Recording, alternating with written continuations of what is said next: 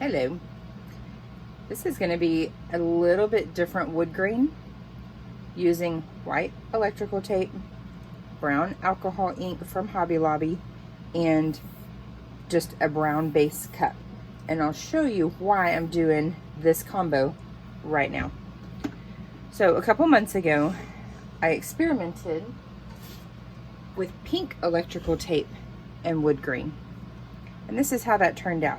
You can see a little bit of the pink tones in here. In addition to this particular brown has a lot of pink tones to it, like enough that you cannot do a coffee swirl because it will be a little too pinkish. I had to wipe it all off. But the reason I'm doing a brown base this time is because these couple of little spots, even though they look fine, I wanted to try something different.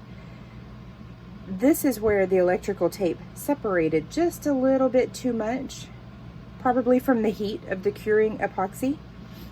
And I want to just see what it looks like on a brown base here so that it'll just kind of all flow together. So this one was this ink, so you can see kind of pink, but it also has the pink tape like I said.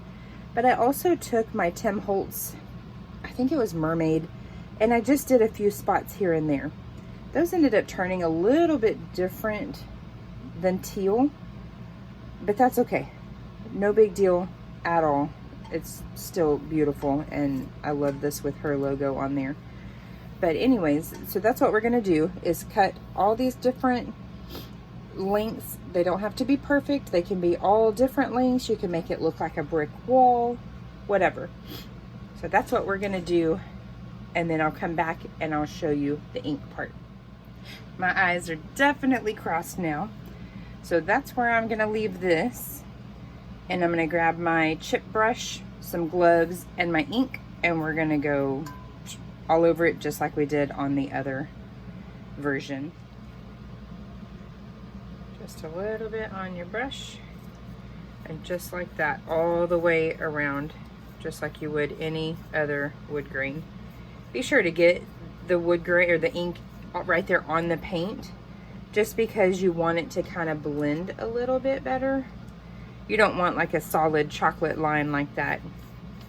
Having that little bit of texture on there will make it kind of blend really nicely. So we're just gonna do this over the whole thing, and this is very messy, but it's worth it. I'm gonna let this dry for a while. That way I can kind of make sure that it's ready to be sealed. Sometimes I seal them a little too quickly and it backfires on me. I also see a few little spots where I still see the white on the edges of the tape. I don't want that, so I'm gonna wet my brush a little bit more, and I'm gonna try and get more up against that edging there, kind of make that blend just a little bit better. And then I'll seal it and I'll show you what's next. Before epoxy, I did several good coats of clear matte spray paint. I just kind of started far off. Normally I seal my inks with Mod Podge. Just trying something different this time, and so far so good. I do feel like once the epoxy is on, it starts kind of bleaching the inks, but that's okay. It's still giving us the look that we're going for.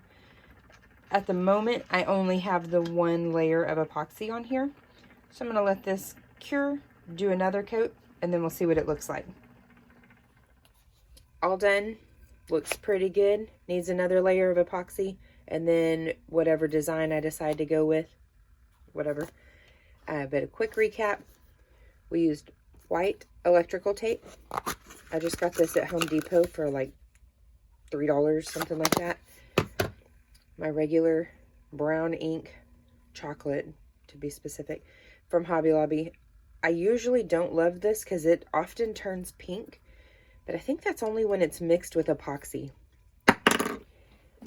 Haven't really had, I don't really have pink tones here at this moment. And then we just use the cheapy chip brush like I do for all my other wood grains. Base of the cup was brown. If you have any questions, comments, anything like that, leave it in the comment section. If you like my videos, please consider subscribing. turn on your notifications, and if you watch a video, if you don't mind giving it a thumbs up, that would be appreciated. Y'all have a good one.